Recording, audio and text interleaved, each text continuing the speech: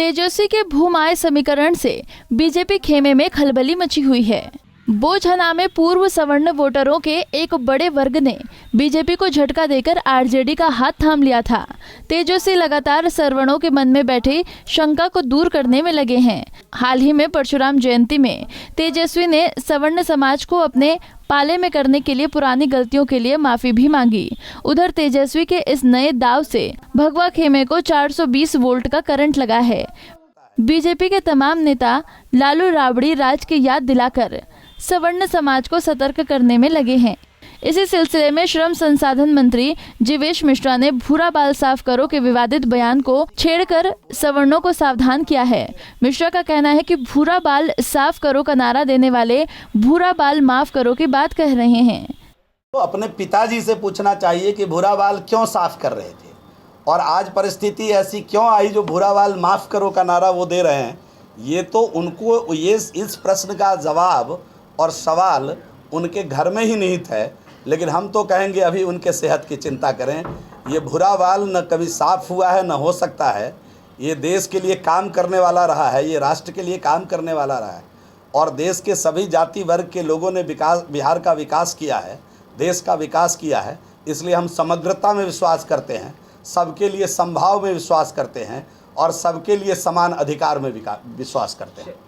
वहीं जीवेश मिश्रा के बयान पर आरजेडी प्रवक्ता मृत्युंजय तिवारी ने पलटवार किया। तिवारी ने बीजेपी के नारे को झूठा करार दिया है। उन्होंने कहा है कि तिवारी के साथ A to Z लोग खड़े हो गए हैं। बीजेपी के नेताओं को और वैसे तमाम नेताओं को हम खुली चुनौती दे रहे हैं। ये बात वो साबित करके प्रमाण के साथ दिखाएं और नहीं तो माफ़ी मांगें।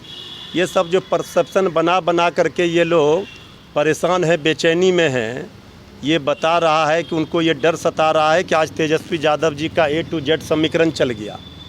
अब तेजस्वी यादव जी के साथ जब धर्म, सभी जात, सभी धर्म के लोग खड़े हो गए तब ये बीजेपी वाले बेचैन हैं।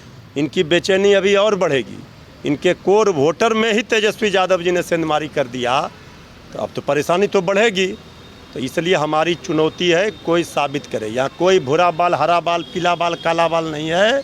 यहाँ A to Z, अब धर्म के नाम पर, जात के नाम पर नहीं, अब काम के बात पर और मुद्दे की बात पर ही वोट तेजस्वी यादव जी मांग रहे हैं। क्या लग रहा है वो देख रहे हैं कि इस बार MLC के चुनाव में भी एक खास वर्ग का काफ़ी सपोर्ट रहा है, पटना में भी। भाई हम तो कह रहे हैं कि पूरा A to Z, पूरा तेजस्वी मॉडल बिहार में स्थापित हो चुका है। जो बात कर रहा है पढ़ाई, कमाई, दवाई, सिंचाई, सुनवाई, कार्रवाई वाली सरकार की, जिसमें सबकी है भलाई, इसलिए बेचैन हो आई है बीजेपी की बेचैनी अभी और बढ़ेगी। ब्लड प्रेशर जैसे जैसे गर्मी बढ़ेगा। तेजस्वी यादव जी के सुनामी के सामने बोचाह में बीजेपी उड़ गई। 1700 करोड़ का पुल एक हवा के झोंके में उड़ रहा है। इस पर नहीं बोलेंगे, कहिए उन पर बोलेंगे ये कौन सा खेल हो रहा है, ये कौन सा पुल बना रहे हैं। मंत्री ने कहा है कि रिपोर्ट कार्ड पेश करने वाले हैं तेजस्वी यादव। उन्होंने साफ कहा है कि पिछले कई वर्ष इनके सरकार रही है, इनके माता पिता मुख्यमंत्री रहे। वो रिपोर्ट, ये गाना कब तक गाएंगे? 17 बरस ये सरकार में इन्होंने क्या किया? पहले हिम्मत है तो जवाब दें। 19 लाख रोजगार कहाँ है? भ्रष्टाचार क्यों है? अपराध क्यों है? हवा में पुल क्यों बह रहा है, उड़ रहा है? 70 घोटाला 72 घोटाला करके क्यों बैठे हैं? इसका न जवाब जनता को चाहिए कि बिहार क्यों फिसड्डी है, गरीबी में, कुपोषण में, सब चीज़ में आखिर बिहार टॉप क्यों कर रहा है।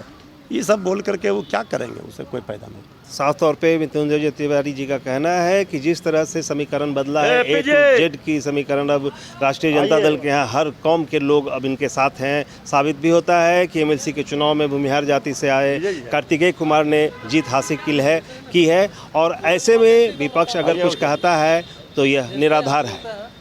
पटना से पंजाब केसरी टीवी के लिए संजीव की रिपोर्ट।